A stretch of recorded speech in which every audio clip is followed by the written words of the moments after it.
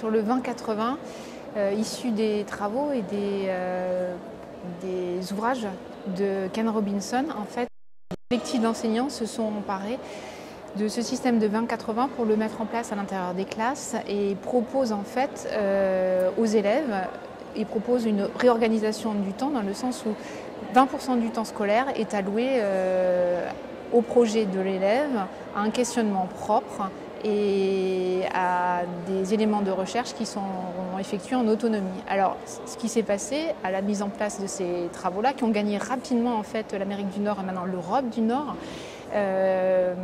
ces travaux-là permettent un réinvestissement de tout ce qui est fait sur le temps scolaire traditionnellement vécu.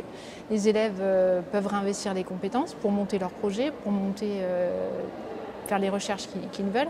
Et sur les thématiques de continuité du temps, la recherche s'est aperçue qu'en fait, il y avait une continuité dans le sens où les élèves allaient continuer les recherches sur ce qui était fait sur ces 20% du temps scolaire, alors que sur le reste, ça restait très éphémère et très peu visible.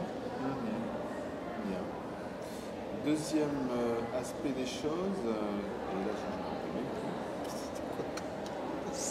Troisième lieu.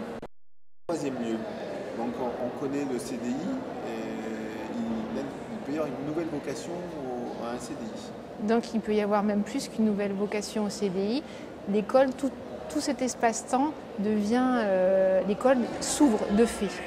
Et donc en Europe de l'Est et puis en Europe du Nord, on trouve mis en place un peu partout ce qu'on appelle les troisièmes lieux. On imagine que dans l'école, il y a un lieu qui soit ouvert en continu sur l'école et sur l'extérieur.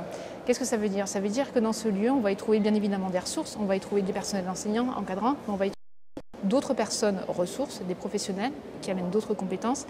Et on va surtout y trouver un espace repensé dans sa architecture avec des espaces modulaires où la parole a une place, ce qui n'est pas rien.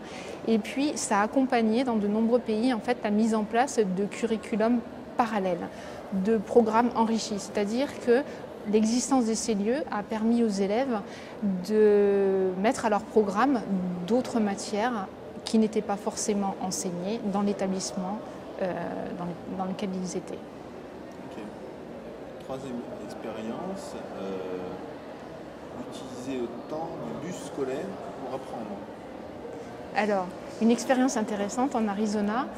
Donc sur ces éléments de continuité, savoir de quelle manière il était possible de gagner du temps de scolarisation.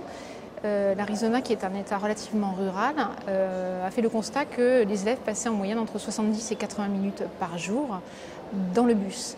Donc ils se sont emparés de cette donnée pour, dès 2010, en fait, mettre le Wi-Fi dans les bus. Des équipes de recherche ont suivi l'affaire de près pour regarder ce qui s'y passait. Donc les détracteurs de l'opération ont dans un premier temps dit mais ça ne sert pas à grand chose, c'est beaucoup d'argent pour rien, les élèves vont regarder Facebook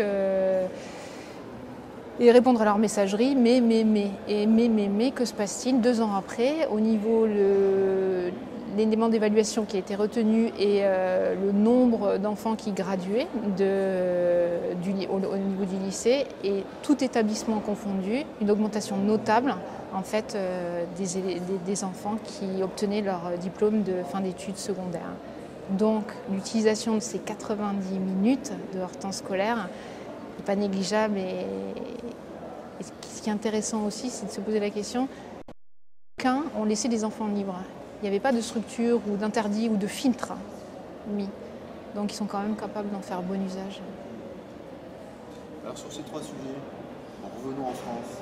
Est-ce qu'un jour, on peut imaginer, soit le troisième lieu, soit les 20-80, enfin 20-80 c'est peut-être plus faisable, ou le bus, qu'en France on puisse permettre. Est-ce qu'il y a des initiatives? Est-ce que le ministère y réfléchit? Alors le ministère y réfléchit, des initiatives, il y en a un peu partout.